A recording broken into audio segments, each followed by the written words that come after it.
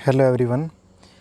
Seventh class का जो आज नेक्स्ट लेसन है तीसरा, रेशों से वस्त्र तक। मतलब कि हम जो कपड़े पहनते हैं, वस्त्र, वो किस प्रकार से बने होते हैं और वो जो वस्त्र बने होते हैं वो कैसे बनते हैं। जो वस्त्र जिनसे बनते हैं उनको क्या कहते हैं? रेशे कहते हैं, धागा कहते हैं। जो धागा होता है वो रेशे से मिलकर बना होता है। और ये रेशे आते कहाँ से हैं, इसके बारे में हम जानकारी लेंगे।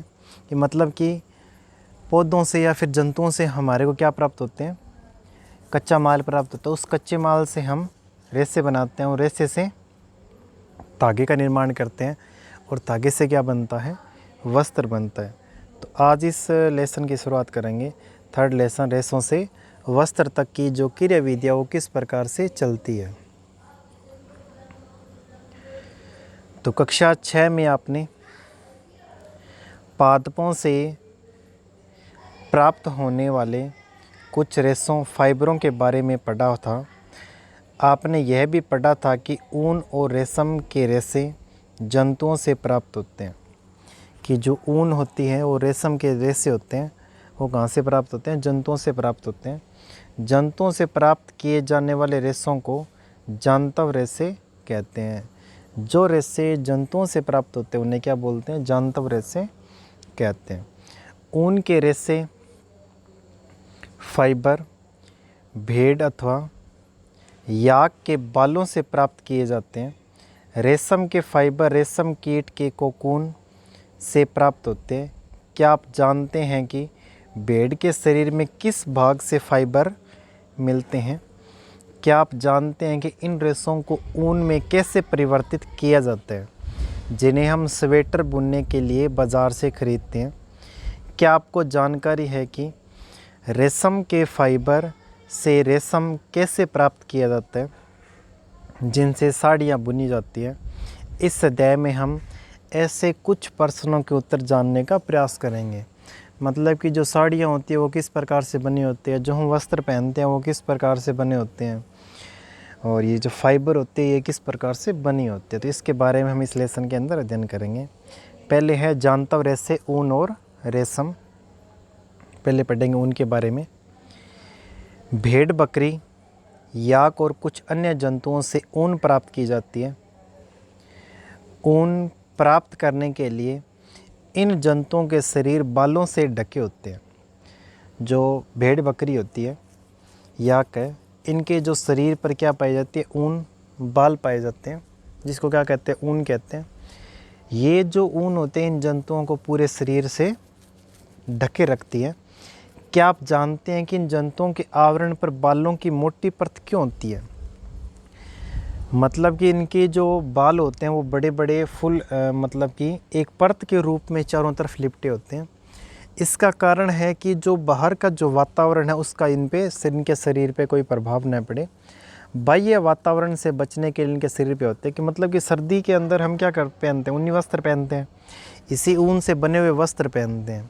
तो मतलब कि यदि इनके शरीर पे ऊन है तो इनका भी बचाव सर्दी से हो सकता है। इसी कारण इनको सर्दी नहीं लगती और ये बाह्य जो वातावरण है उनसे इनको सुरक्षा प्रदान होती है। बालों के बीच अधिक मात्रा में वायु आसानी से भर जाती है।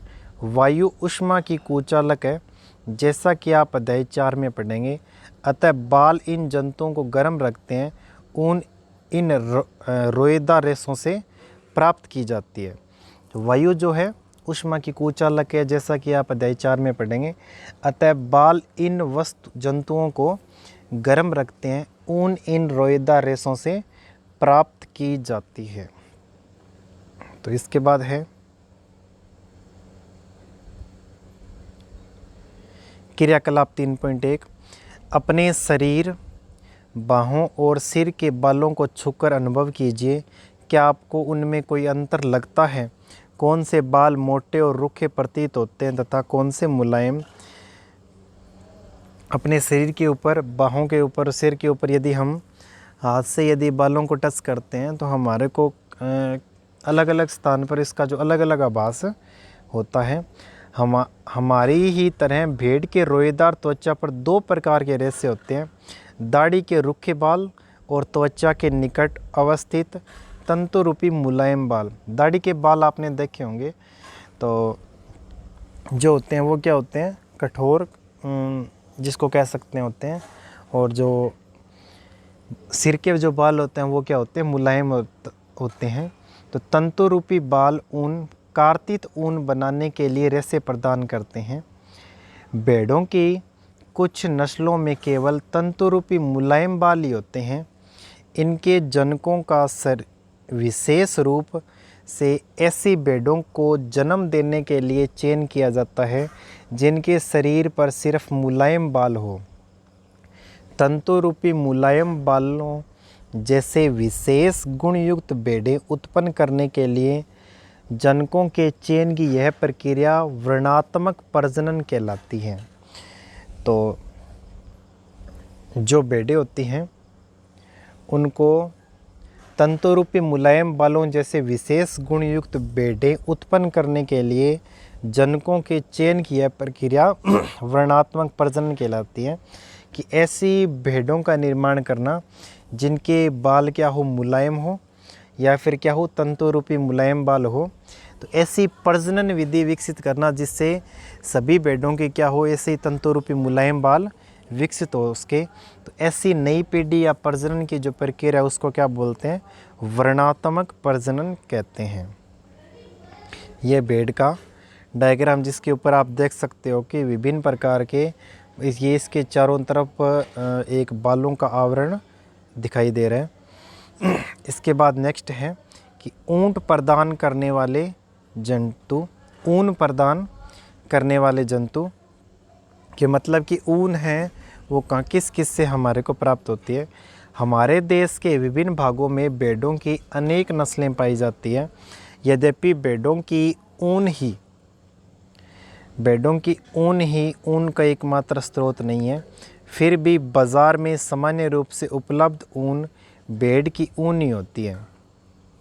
जो भेड़ है कि ऊन ही, जो भेड़ ये नहीं है कि सिर्फ जो ऊन है वो भेड़ों से प्राप्त की जाती है, परंतु जो बाज़ार के अंदर सामान्य रूप से कहते हैं कि जो ऊन है वो भेड़ों से प्राप्त की जाती है। याक की ऊन तिब्बत और लद्दाख में प्रचलित है।